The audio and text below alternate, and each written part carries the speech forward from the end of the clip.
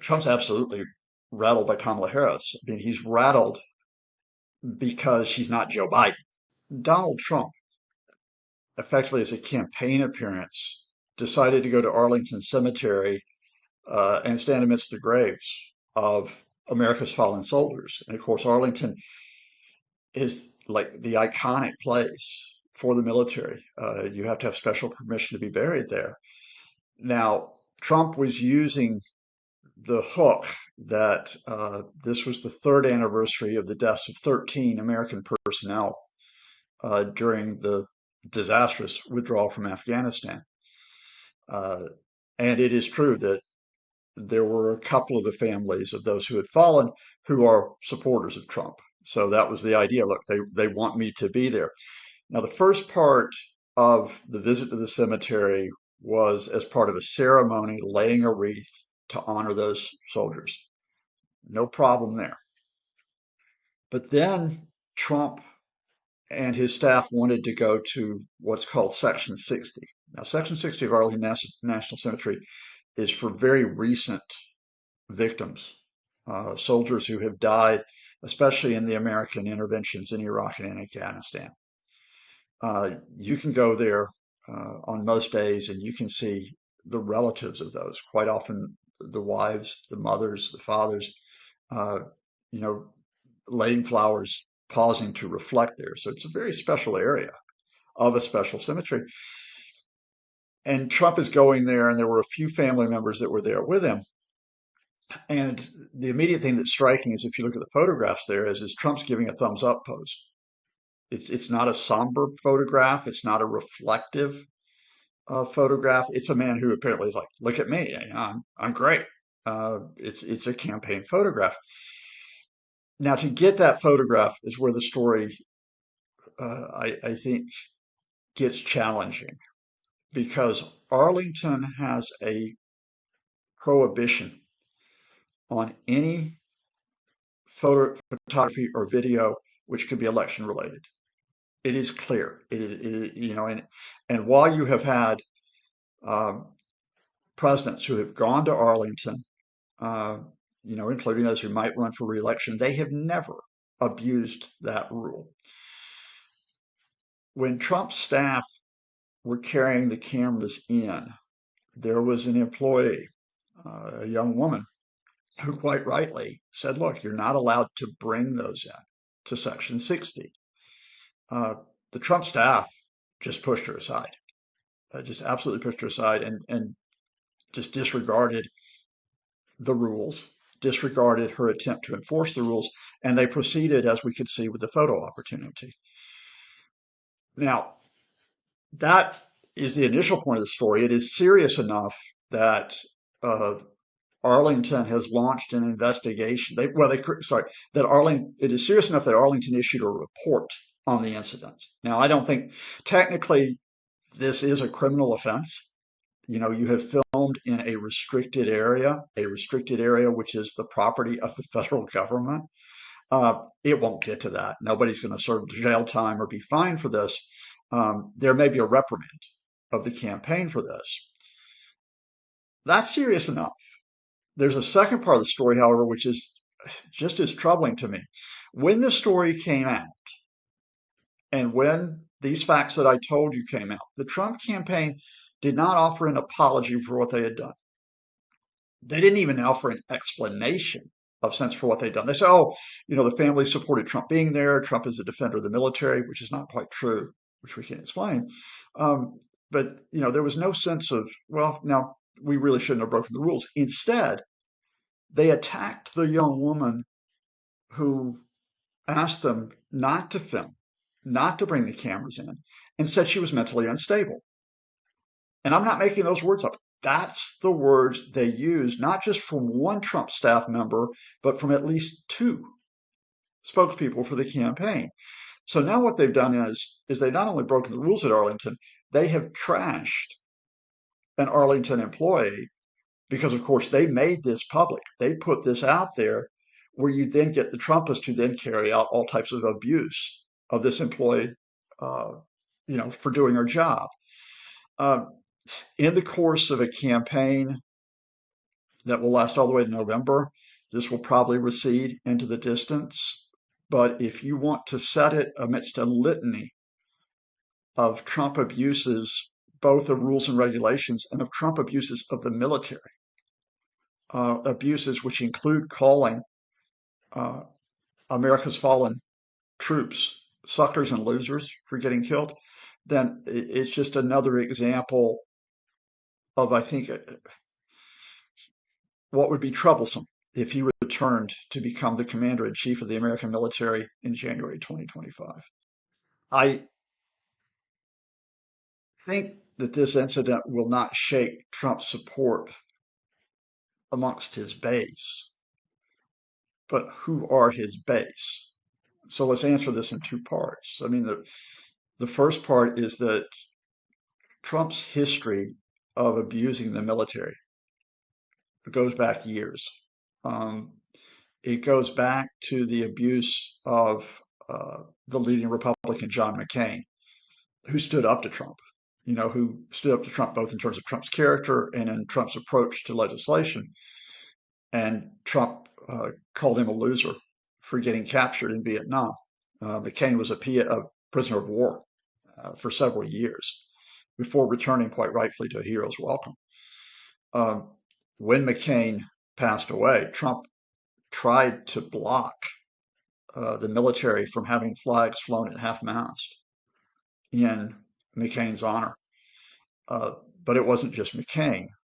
When Trump, again, went to Arlington National Cemetery before, and he was at the grave of uh, the son of his chief of staff, John Kelly, who is a general. Um, Trump made a snide remark about, again, these losers and suckers who get themselves killed, something that Kelly, who served with honor as Trump's chief of staff in difficult circumstances, but publicly, you know, Kelly held back at the time from criticizing him, but it was known. People knew that he had done this. Trump criticized others, in fact, insulted others, like his defense secretary, James Mattis, who finally resigned because he'd had enough of Trump. He criticized his final chairman of the Joint Chiefs of Staff for standing up to him when Trump tried to hold on to power illegally. So I guess that's a sort of a lengthy answer detailing the context of Trump's abuse to the military to make the second point, which is, are veterans really part of Trump's base? We don't know how big Trump's base is. This is the whole thing. That the media myth of Trump's base, which will take him to victory, we've had that going on for years. Yeah, I don't think you can classify veterans as being natural supporters of Trump now. They may have been natural supporters in the majority of the Republican Party, but Trump is not the Republican Party. He is nominally the Republican nominee, but he has a faction all into himself.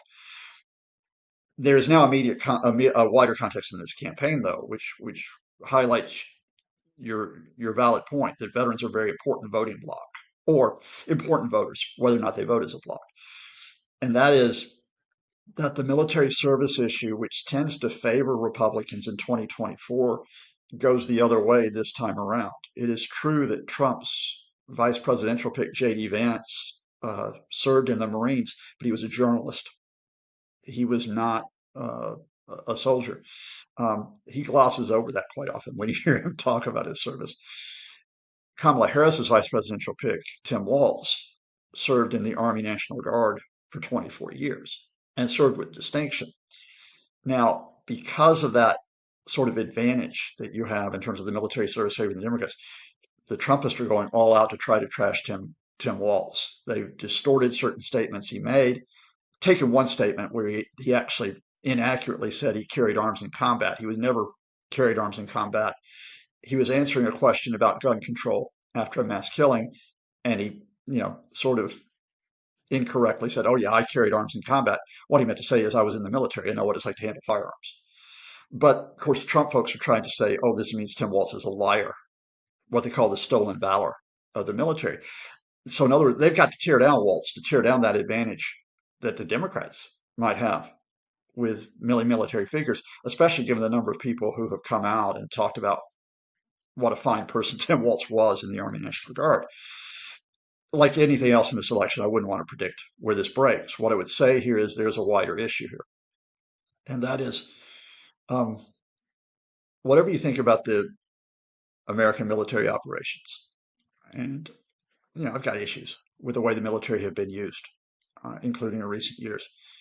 Uh, Whatever you think about American foreign policy and the military's role in it, you know, just as in many other countries, you honor those who risk their lives for your country. You honor them. You do not abuse them. You do not use them as political pawns. You do not trample on their graves, literally trample on their graves for political advantage, especially in an election. And that's what Donald Trump has done. And that's what he will continue to do if he wins this election. No one should be in any doubt about that. Well, issues with Trump's staff are not new. Even when he won in 2016, remember he had one campaign manager who had to quit, Corey Lewandowski, because he assaulted a journalist. The next campaign manager, Paul Manafort, had to leave in August of 2016 because he had financial issues, let's put it politely, including the amount of money he was getting off of Ukrainian and Russian oligarchs, financial issues that eventually meant he was sentenced to 7.5 years in prison. Um, so, the idea that Trump staff break the rules, that's not new in itself. But I don't think we should use this to say, oh, well, this is a Trump staff problem. This is a candidate problem.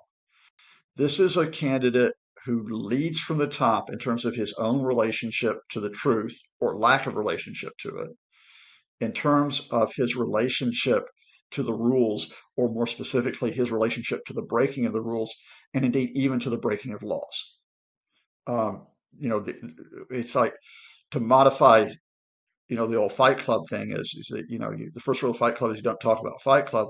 The first rule about Trump Club is everything is done for Donald Trump. It's not done for the American system. It's not done for any type of law. It's not done for what is considered good behavior or courteous behavior or manners. None of that applies. Um, in 2016, Trump eventually succeeded because he got in a person who also has no regard for the rules, Steve Bannon. And Bannon, who's very clever, very uh, uh, malicious. And I say that in a way of being able to break any rule if it'll get advantage. Bannon got him into the presidency. The question you're probably asking in 2024 is, even as one of Trump's former campaign managers, Corey Lewandowski, is back in the campaign, is can those staff get Trump back in 2024 by breaking the rules or bending them against Kamala Harris? And I'm not sure they can, because Kamala Harris isn't Hillary Clinton, just to give you a starting point. And 2024 is not 2016.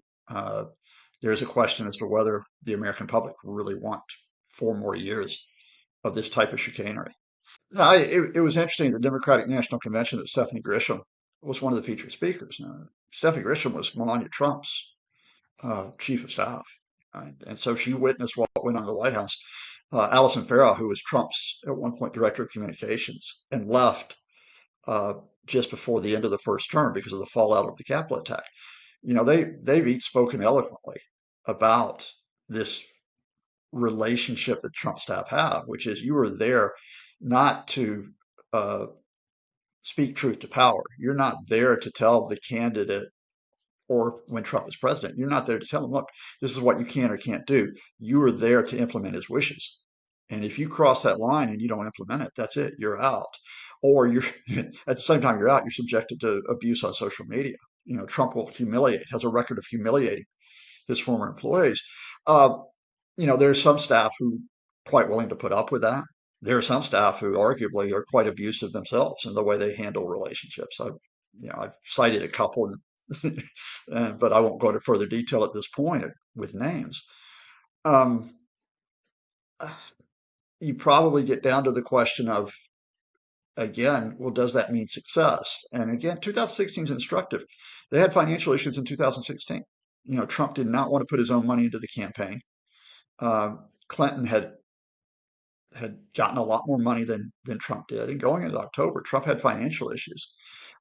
They succeeded in large part because they got free publicity. and because they were able to manipulate social media. Um, they are still getting free publicity in 2024, but not to the same extent. Trump has not held the news cycle since Kamala Harris took over from Joe Biden. And I think that may be the key thing here. If Trump could uh, continue to get the social media exposure, if he could continue to hold the news cycle despite all the issues with finance, despite all the issues with staff turnover, yeah, he could still overcome this. But he doesn't necessarily have that distinctive, what was an almost unique edge in 2016 of being able to bank on polarized social media to propel him to victory.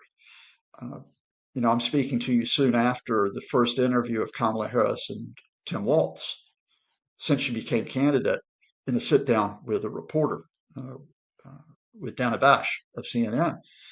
And, uh, all the news headlines are about how well did Harris do? How well did Walz do?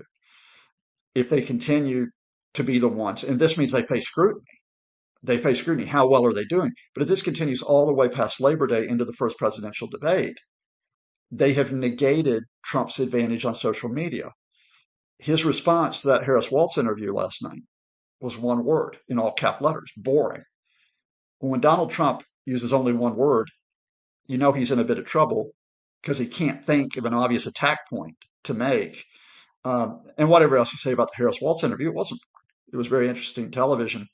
And the Democrats are counting on that. The Democrats are turning Trump's spectacle against him. They're turning the spectacle of dysfunction against him by saying, if you want spectacle, we're going to give you a spectacle of hope. We're going to give you a spectacle of values. Let's see you cover that rather than cover Trump and all the craziness of his staff. Trump's absolutely rattled by Kamala Harris. I mean, he's rattled because she's not Joe Biden. And Trump knew, and I think we all knew, that if Biden remained as a candidate, he probably had an open door to the White House. That the Biden age issue was just going to suck up all the oxygen out of the campaign.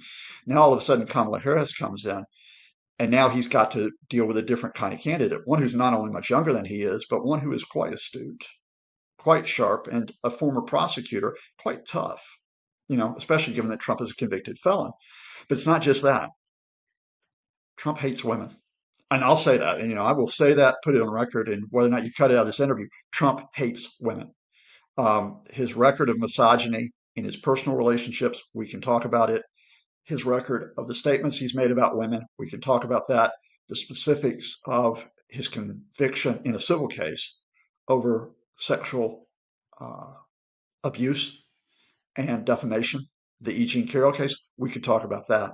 But when you talk about politics, look at the women who he has publicly insulted and tried to demean. Look at Hillary Clinton. Look at Nancy Pelosi. Uh, Look at Kamala Harris. He does not like strong women. He wants women who are subservient to him. That's a personal characteristic and it's a political characteristic. And again, it's something that Stephanie Grisham talked about, Melania Trump's former chief of staff at the Democratic National Convention. So yeah, Trump is definitely rattled. And what he's doing in response just makes the problem worse because his advisors are saying, look, don't take on Harris personally, take on the issues. Talk about immigration, talk about the economy. We think you can get an advantage there. Whether or not that's true, Trump won't do it. Trump will not do issues. Trump has to do the ad hominem attacks. And in Kamala Harris's case, it is compounded because not only does it present him with a strong woman, it presents him with a strong Black, Asian, American woman. And if Trump doesn't like women, there's also certain minorities who he's not been very kind to in the past. In October 2016, another strong Black woman, Michelle Obama, and I'll remember this line for the rest of my days, spoke at a rally in New Hampshire. Uh, when they go low, we go high. And it didn't work. It didn't work because Trump won at that point. But you kept thinking, could it work? Could you ever get back to going high in politics?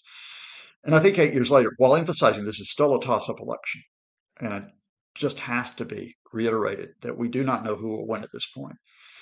But I think the Democrats have cracked it. And I think Trump helped them do it because there was a moment that was very instructive, which is when Harris, the night that she took over from Joe Biden, uh, Trump immediately came out and he made fun of her laugh. He called her Laughing Kamala. Later it became Cackling Kamala. And the Democrats turned that into a plus by saying, it's pretty good to laugh. It's pretty good to laugh. And by the way, do you really want men speaking down to women, making fun of the way they sound? Is that really where do you want to go? And they could run with that. And what the idea was, look, if you're going to deal with Trump, you don't big up Trump in terms of having a public fight with him. You diminish Trump by pushing down his insults and saying, really? And again, the Harris Waltz interview with CNN was instructive last night because they would have known the question. They would have known some of the questions that were going to come out or anticipated what they were. And when Dana Bash asked, what about Trump's race baiting by saying, Kamala is not black, uh, Harris simply said, next question. Next word. Don't dignify it. Don't give a 30, 45, 60-second answer about that. Don't elevate the issue of race here. Just diminish it by saying, really? You know, and you move on. And that idea of elevating Trump's threat, and we are talking about his threat beyond specific issues. We're talking about the threat of this abusive behavior by him and his staff, of elevating Trump's threat while diminishing his public statements and diminishing his actions. That's a juxtaposition they are hoping will not only build up their support amongst their voters, but will appeal to undecided voters. And that includes, I think, now in what are not just three swing states, Pennsylvania, Michigan, Wisconsin, but they're now seven, because you can add Arizona, Georgia, Nevada, and North Carolina. And the advantage the Democrats have is, even if this is a toss-up election, because of the way that Trump is acting, and because they can capitalize on that, going high when he goes low, the Trump folks have to play defense. They now have to win not only one of the three key states, Pennsylvania, Wisconsin, Michigan, they have to win all four of those additional states that they thought they had locked up while Joe Biden was still in the race.